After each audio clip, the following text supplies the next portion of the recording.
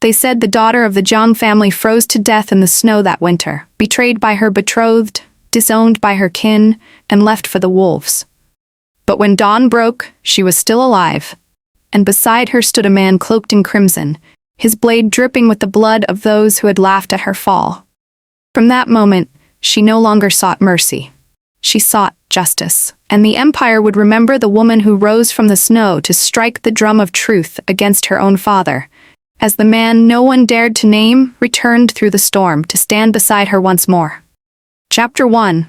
Crowds came and went at the entrance of the Women's Academy, yet I was turned away in broad daylight, not allowed to step inside. Just half a month ago, I had been the most celebrated student in the entire capital, the top scholar of the academy, known as the most talented woman in Shangjing.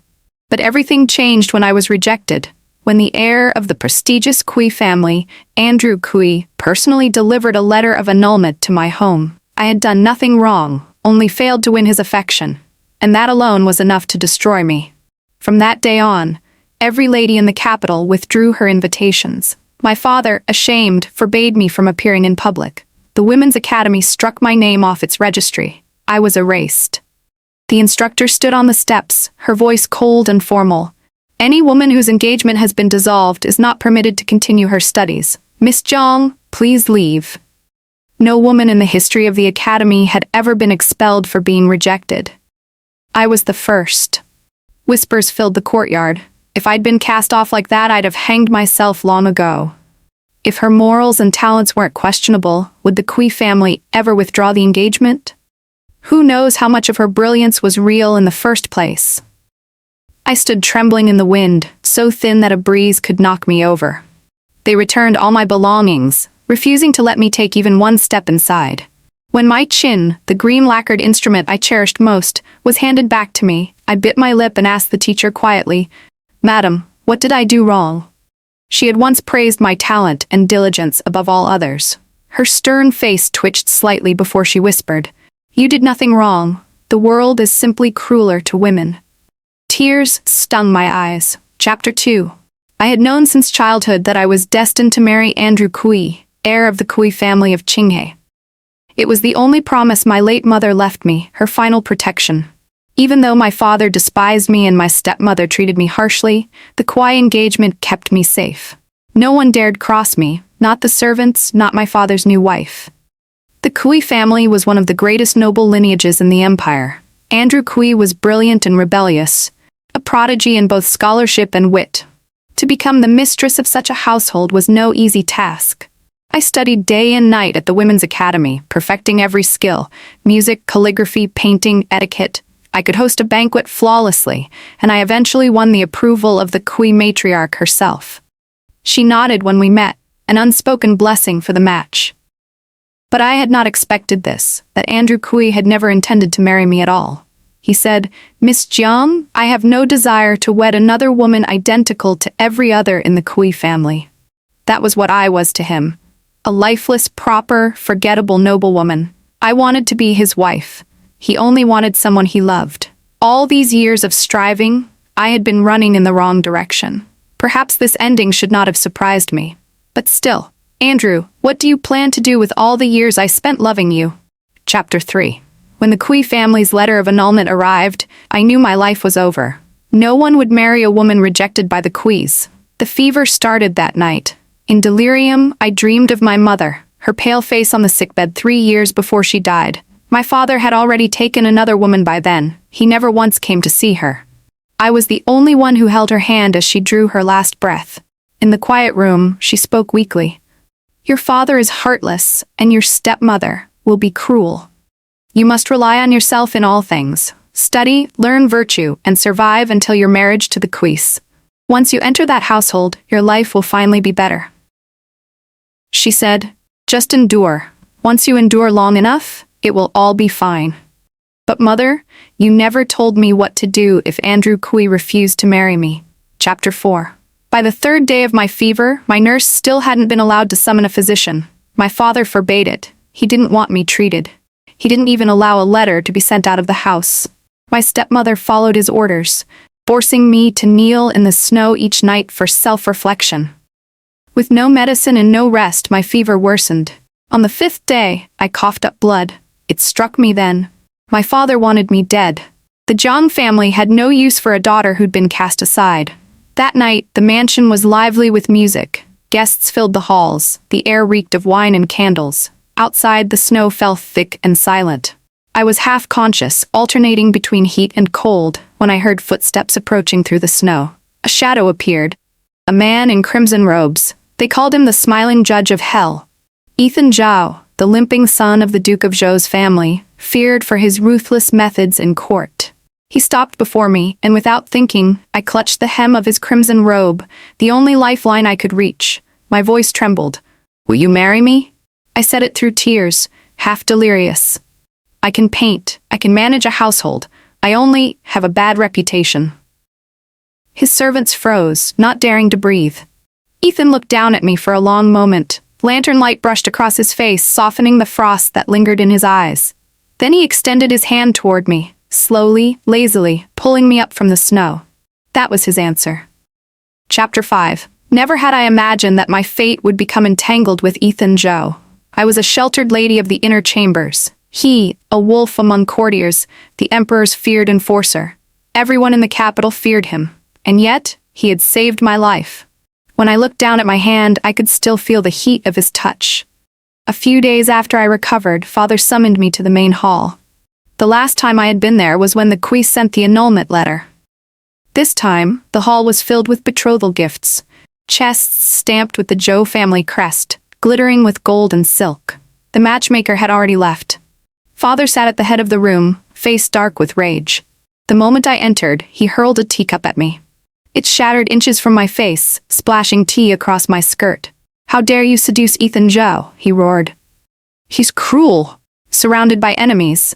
You'll get us all killed. First rejected, now shamelessly engaged again. What kind of daughter have I raised?" He slammed the table. "He's coming to our house later. You will reject him yourself." I asked quietly, "And how, Father, would you have me reject him?" My stepmother, once a concubine who rose after my mother's death, smiled sweetly. "That's easy. My nephew is an honest man, and he doesn't mind a woman who's been rejected. When Lord Zhao arrives, tell him you're already promised to my nephew. That should end this nonsense." The maids gasped. Everyone knew her nephew was over 30, ugly beyond words. Father said nothing. His silence was consent. For some reason, I felt strangely calm. I had obeyed them all my life, endured every cruelty, and yet somehow, this was the end of that obedience. Chapter 6. But things did not unfold the way everyone expected. My father clearly intended to reject the proposal, and Ethan Zhao knew it, so he came prepared, with a gift. Later I heard from the servants who witnessed it. Ethan smiled faintly, opened the gift before my father and stepmother, and revealed a bloody human tongue. "This man," he said coolly, "had the audacity to boast that he would marry Miss Claire Jiang of the Jiang family. How absurd. Under the laws of the Great Way, spreading slander can be punished by tongue-cutting." Then he looked straight at my father. "Claire Jiang is my betrothed. Whoever dares to touch her is declaring war on me. What do you say, Grand Tutor Jiang?" Even after decades in politics, my father had never seen such brutal frankness. My stepmother fainted on the spot. When she woke, she couldn't stop retching. After leaving the main hall, Ethan came to see me. I was painting in my study. A scroll of silk stretched across the desk. He walked to the window and placed a hairpin upon my table. A golden ornament adorned with jade and peacock feathers, the kind only a royal concubine might wear. I froze. The last time I saw one like it was at a palace banquet, on the head of the imperial consort herself. It must have come from the southern tribute, extremely rare and precious. I pressed my lips together, hesitating for a long time, then finally said softly, "I've been rejected once." 5 simple words, but they burned in my throat like shame. It was the one stain I could never erase. Ethan gave a short laugh. "So what?" I took a breath and steadied my voice. "But that's all I've done wrong. I was the top student at the Women's Academy for 10 years. I managed banquets for the imperial consort herself. I conduct myself with order and discipline. I would be a good wife. Marrying me wasn't such a terrible idea. So please, Ethan Zhao, don't leave me alone in the cold." Ethan leaned closer, and my heart began to race. The lamplight danced across his face, like gold in motion. He slid the hairpin into my hair and with his thumb, brushed away a tear from my cheek. "I know you're one of the best women in the capital," he murmured. "As long as I live, you'll live well. So don't cry anymore." Chapter 7. No one expected me to be cast off by the quiz, and no one expected that I, the Jiang family's eldest daughter, would become engaged to Ethan Zhou, the emperor's infamous hound. Yet here we were. From that day forward, my father and stepmother avoided me, as though the sight of me reminded them of that bloody scene. Only my old nurse dared to speak her worry. "Young miss, Lord Zhao's reputation is fierce. What if he treats you badly after you marry him?" I thought for a while. He won't. My certainty startled her. But I believed it. Ethan Zhou was not like the others. He hadn't let me die in the snow. He kept his word, and I chose to believe in that. Chapter 8. Soon after our engagement, Ethan handed me every deed and business contract he owned. "You'll be managing them sooner or later," he said casually. Then, without hesitation, he took one of my paintings. A battle scene I'd been working on for weeks. I was too surprised to be angry. I had never met a man like him before, so direct, so unceremonious. When I used to be engaged to Andrew Kui, we met only 3 or 4 times in all those years. Even when we spoke, it felt like a formality. Ethan Zhou, in contrast, acted as though we were already family. During the Lantern Festival, I finally discovered what he had done with that painting. Every year, Chengde Pavilion, the most prestigious art house in the capital, held a charity exhibition of paintings by women from the academy. The proceeds went to support the army in the Northwest. From the age of 12, my works had always been among the first to sell. But this year, when my maid brought one to the pavilion, she was turned away. "Miss Jiang's reputation has fallen," the steward sneered. "We can't accept her work." My maid returned home crying, furious and humiliated. I thought Ethan would never hear of it. But that night, when the lanterns filled the sky, I looked up and saw something that made my breath catch. Across the river, on the highest platform, hung a giant lantern, illuminated from within, bearing the image of my painting. The soldiers and banners I had drawn seemed alive under the glow. The crowd below gasped in awe. That was what Ethan Zhou had done. He had made sure everyone in the capital saw my art.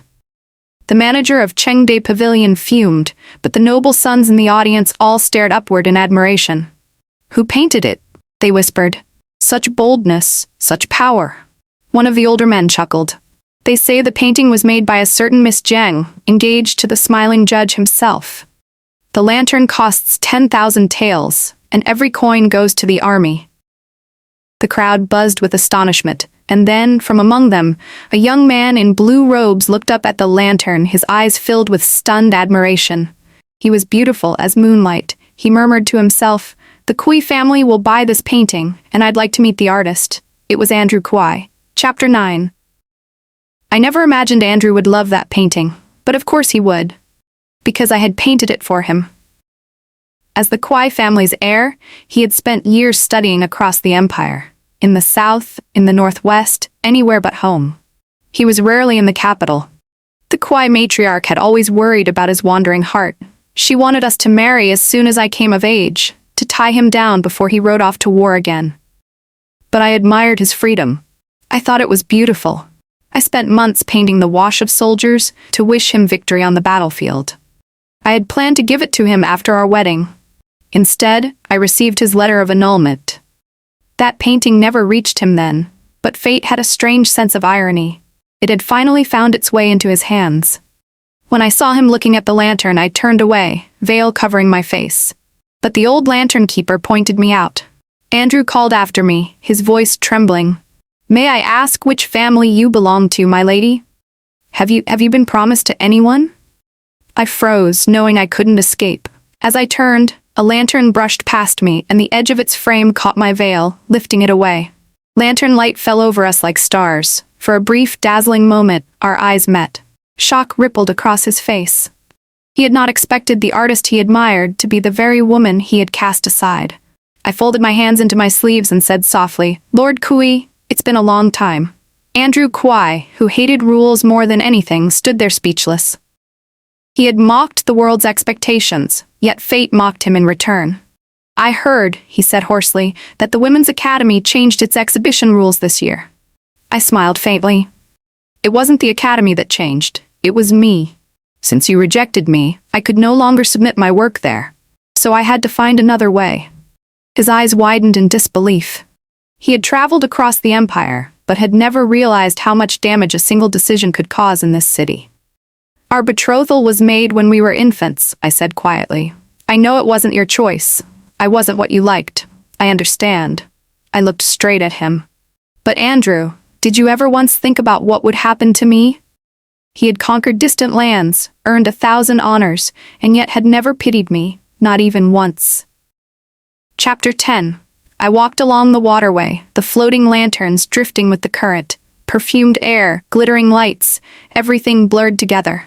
It took me a moment to realize why the crowd around me parted, why people avoided me as I walked. When I turned, I saw Ethan Jiang, following at a steady distance, his crimson official robes bright against the snow. No wonder everyone made way. I stopped, he smiled faintly. I thought you'd never notice me. My maid was trembling beside me. Rumor said that whenever Ethan smiled like that, someone would soon meet the king of hell. But I stepped closer instead, tilted my chin up and whispered, "Thank you." Just 2 words. Thank you for saving me from ruin, for pulling me out of the fire. I still only dared to hold his sleeve. He looked down, then reached out, his large hand wrapping fully around mine. "Claire Jiang," he said lazily, "from now on, you hold here." He tightened his grip slightly, his voice dropping lower. "And remember, what I want from you isn't just thank you."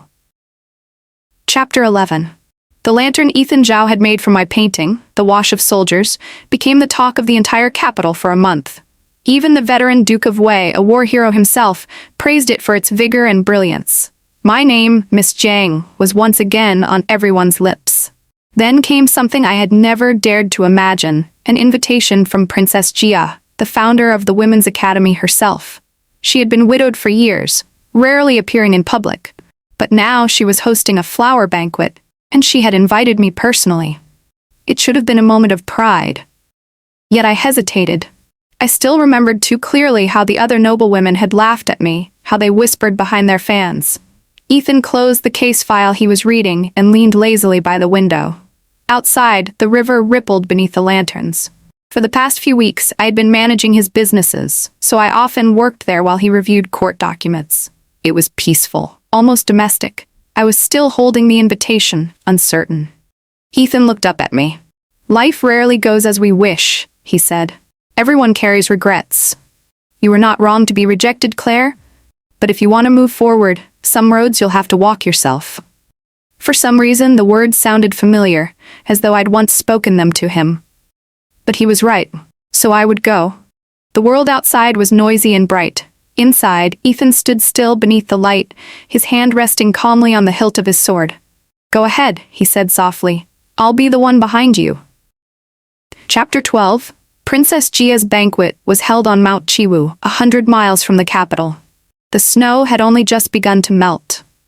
A few days before I was to leave, my stepmother deliberately had one of the maids accidentally knock over my prized celestial peony, the flower I had nurtured for months to present at the banquet.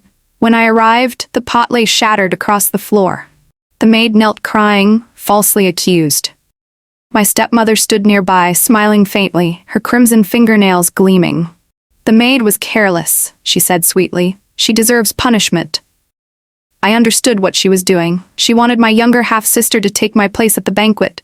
Once, for the sake of reputation and filial duty, I would have swallowed the humiliation. But not anymore. I pushed her back, the same way she had once pushed me into the snow. She stumbled, falling onto the shards of porcelain. Her hand was cut open, blood spilling down her sleeve, her eyes widened in disbelief. Was this still the same obedient, soft-spoken Claire Jiang? I looked down at her from above, my voice calm. My hand slipped. "Please forgive me." And for the first time in my life, I felt something close to freedom. Chapter 13. Still, I needed a flower worthy of the banquet. But it was the dead of winter. Even the most common blossoms were nowhere to be found, let alone something rare. I sent word to Ethan Jiang, though I didn't expect a reply. He was always busy. This was hardly important. The day of the banquet arrived. Snow fell quietly as I boarded my carriage at dawn. The mountain was far, the wind sharp. Suddenly, I heard the sound of hooves through the snow. When I lifted the curtain, I saw Ethan Zhao astride a black horse, snow dusting his shoulders. He stopped before my carriage, his breath fogging in the cold air. From his cloak he drew out a small crystal pot. Inside bloomed a sky-blue snow lotus, pure and luminous as carved jade. Such flowers grew only in the harshest peaks of the north. They were said to bloom once every decade. I had no idea how he had found it. I could only stare, speechless. The wind tousled his hair, and I noticed the fresh cuts on his gloved hands. He gave a faint smile. Remember to come back early. 1,000 miles to find a flower. 1,000,000 tales to light a lantern. And still, he told me gently, come back early. Chapter 14.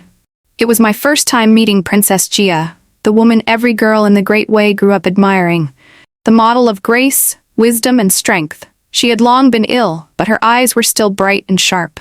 The banquet was small, attended only by the most prestigious women in the capital. Among them were those same ladies who had once mocked me outside the women's academy. I heard the whispers before I even entered. Did the princess send her invitation by mistake? How could she invite someone who's been rejected? Oh, it's not a mistake, she just wants to see the infamous lantern girl. A fallen fiancé and a crippled lord. What a perfect match. Normally, I could have endured it. But not when they insulted Ethan Zhao. Before I could respond, a deep male voice cut through the air. Such venomous words. Everyone turned. Standing in the snow was Andrew Kui, his dark eyes cold as ink. By the princess's order, he said, any lady who speaks rudely shall not enter the banquet. Please, return home. The courtyard fell silent. The faces of those women turned pale. To be sent away by the princess herself was a public disgrace they might never recover from. It was poetic justice. Once, I'd been turned away from the academy gates. Now, they were the ones standing outside. As I walked past Andrew, I heard him whisper, I'm sorry. Even a chance encounter was enough to draw ridicule upon me. He couldn't bear it, and for the first time, perhaps, he understood what it meant to be a woman in this world. Chapter 15. The banquet reached its peak when the princess asked each guest to present a flower they had brought. The sky-blue snow lotus Ethan had given me instantly drew every gaze. Princess Jia beckoned me forward. It was strange. I had grown up hearing stories about her, wishing I could one day be like her, wise, strong, unyielding. Now, standing before her, I saw the silver in her hair, the kindness in her smile. She asked me several questions from the Academy's classics. I answered each one carefully. Then she took my hand and said, my nephew, Andrew Kui, showed me your wash of soldiers. It's been years since I've seen a woman paint with such freedom. Tell me, child, do you ride horses? The room went silent. In our capital, noble women avoided anything remotely martial. Even their carriages were drawn by mules, not horses. Andrew tried to interject, Aunt. But I had already nodded. Yes, I can ride. Andrew's eyes flickered in surprise. The princess's expression brightened. Excellent. The snow has cleared. Why not show us? There was a riding field behind the mountain villa. Though my skill was modest, I remembered Ethan urging me to practice every morning. To build strength, he'd said. Now, I finally understood why. Mist curled around the field as I guided the horse through the course, clearing a shallow stream with ease. When I returned, Andrew bent to pick up the ribbon that had fallen from my hair. He stared at me, dazed. I never thought, he said softly, that a proper lady like you could ride like that. I smiled faintly. In the spring of your coming-of-age year, I reminded him, you once said you liked girls who could ride. He froze. That was the first time I had spoken to him so boldly, all those years ago, when I had gathered the courage to ask what kind of woman he liked. I had believed him then. I had thought if I learned enough, if I worked hard enough, I could become that woman. But now I understood. He had said it carelessly, not realizing it was the one answer that would cost me years of self-torment. Andrew's lips trembled as the truth dawned on him. No matter what he did now, no matter how many favors he earned for me with his aunt, he could never make it right.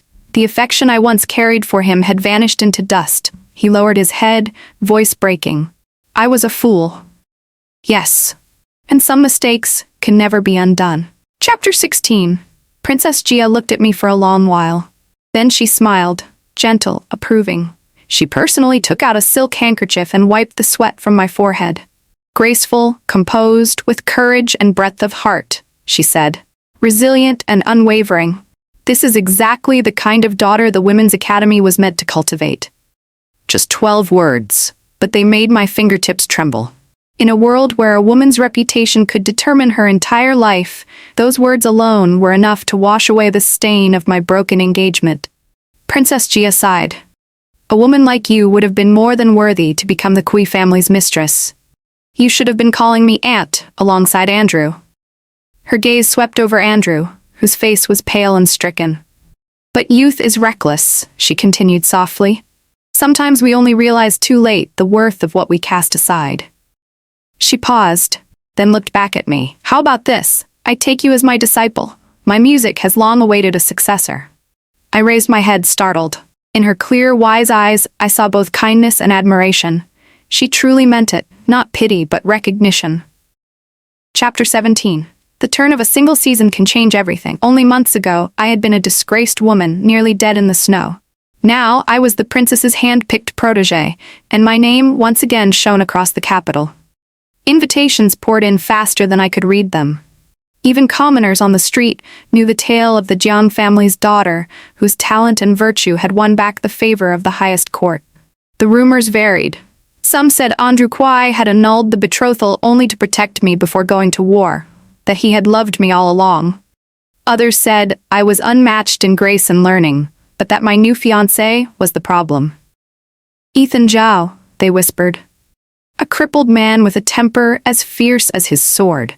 How could such a woman marry him? But gossip was fleeting. The truth was this. Princess Jia herself returned to the academy and rewrote its laws. The rule that had once ruined me. Any woman whose engagement is broken shall not be admitted to the academy, was abolished. Leaning on her attendants, frail yet resolute, the princess addressed the students from the high lectern herself. When I founded this academy, she said, it was to help women support each other. But the world has grown harsher with time, and the very institution meant to protect women began to punish them instead. A broken engagement is not a crime. It is not a flaw in virtue. If even the academy rejects such women, then what place in this world will take them in? As she spoke, I thought of that winter night. The snow, the fever, the bitter humiliation. I thought of all the girls who had not survived it. I had been lucky. Someone had reached out a hand and lifted me up. But how many others had no one? Chapter 18. The Academy's summer graduation ceremony drew near. By all rights, I should have married Andrew Kui soon after it. Instead, I was preparing to marry Ethan Zhou. But lately, he was seldom home. Whispers said he was investigating a smuggling case in the southern provinces. Days passed without a single letter. Once, from my carriage window, I caught a glimpse of him on horseback.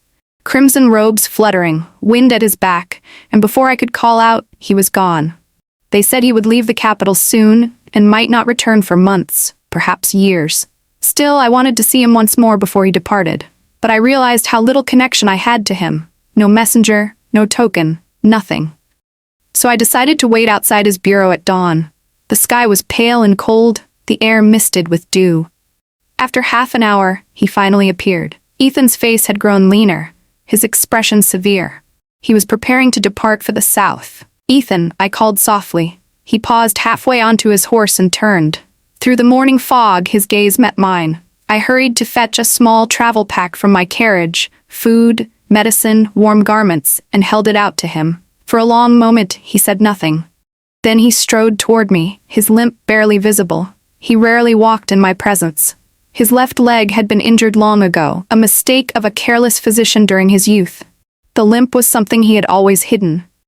But now he walked to me openly, unashamed. I swallowed hard and whispered, "Ethan, bring me a lotus from the southern lakes when you return, will you? I'll be waiting." He nodded once, then mounted his horse and rode into the fog. Chapter 20. At the Academy's graduation ceremony, I performed the dance of blessing. Even the Empress herself praised it, and invited me to dance again at the year's end festival. By then, the capital was full of whispers about Ethan Zhou's death. Yet, because of the Empress and the Princess's favor, my social standing soared even higher. Matchmakers lined up outside the Jiang gates. and among them was the last person I expected, the Kui family. The Kui matriarch herself came, speaking on behalf of Andrew Kui. My father was beside himself with pride, but I refused. As I left the hall, I heard Andrew call after me. He was preparing to leave for the northwest, the frontier he had always longed for. I turned, bowing slightly. May your journey be safe, Lord Kui. May your future rise as high as the northern winds. Why did you refuse the marriage? He asked quietly. Our family's union would be perfect in every way. I met his eyes, my voice barely above a whisper. Because I'm waiting for him. If Ethan comes back and finds me married, it would break his heart. Ethan was never a man who forgave easily. I wanted to believe he would return, so I waited. Andrew's voice trembled. It's not that I didn't care for you, he said. The betrothal made when we were children, it wasn't my choice. But now, I know what I feel. A woman like you, you're the one I truly admire. He stood there, thin and pale, realizing too late what he had lost. He would go to the frontier, and on every night when the wind howled across the desert, he would remember a girl in the capital who had once ridden horses just to win his heart. And he would know the chance to marry her was his life's greatest regret. Chapter 21. I went to strike the drum of petition, the one reserved for the wronged. When it sounded, the entire capital would know, and the case would reach the emperor's ears. I was going to accuse my father, Grand Tutor Jiang, and his wife, my stepmother Madame Jiang, of attempted murder, of deliberately poisoning and torturing their daughter after her broken engagement. It was madness. I knew. To accuse one's own parents was the gravest act of unfilial conduct. Everyone told me to let it go. One of the magistrates, kind but weary, tried to dissuade me. Even if you win, Miss Jiang, he said softly, at most they'll be charged with negligence. You're still alive after all. Why ruin your own name over this? I met his eyes calmly. 'Cause I want justice, I said, even if it's only one word. Justice. He sighed. You're a strange girl. What are you really seeking? To say aloud, I replied, that I refused to accept what was done to me. Nothing more, nothing less. Chapter 22. The trial drew crowds from every corner of the city. Even the Empress and Princess Jiang came to watch. Countless commoners gathered outside the courthouse. My father, who had spent his life cloaked in dignity, was dragged in by guards, his shrieking wife clinging to his sleeve. He shouted, face flushed with fury, I should never have fathered such a disgraceful daughter. But this time, I did not bow my head. I met his eyes and stood tall. The witnesses were many, servants and maids from the Jiang estate. It was the dead of winter, one testified. Madame forced the young lady to kneel in the courtyard until midnight. When I went to fetch her, snow had piled an inch thick on her shoulders.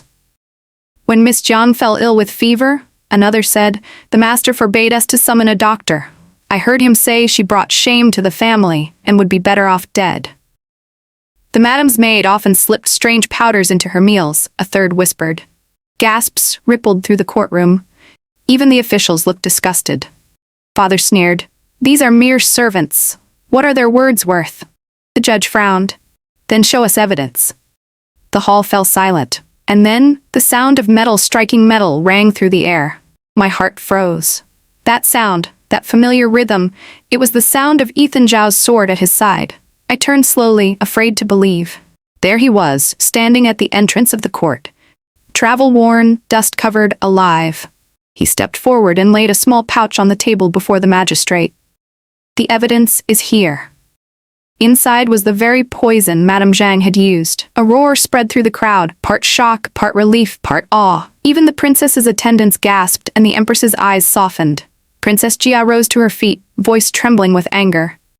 Grand Tutor Jiang, she declared, you are unworthy of your title. To harm your own child for the sake of pride, how dare you call yourself a scholar of virtue? The empress spoke next, serene but firm. Miss Jiang, she said, you have endured suffering and survived against all odds. For the upcoming New Year's ceremony, the dance of blessing shall be yours to perform again. A woman like you, if not blessed by heaven, who could be? The judge, sweating under the weight of the court's gaze, had no choice but to deliver the verdict. Grand Tutor Jiang and his wife, Madame Jiang, are guilty of attempted murder and moral corruption. They are to be stripped of title and imprisoned, pending further judgment. For a long moment, I couldn't move. Then I felt the tension in my chest release, and I nearly collapsed with relief. A hand reached out and caught me. It was Ethan Zhao's. He was thinner now, his face marked by fatigue, but his eyes, those tired, languid eyes I remembered from the snow, still held the same quiet strength. I stared at him, afraid that if I blinked, he would vanish. He extended his hand once more. "Stand," he said softly, "from the snow, from the shame, from the world that tried to keep you down." Joy and sorrow rose together, choking my words before they could escape. I took his hand. From that moment, through storm and snow, nothing would ever tear us apart again. For there had once been a man who came for me through the snow, and his name was Ethan Zhao.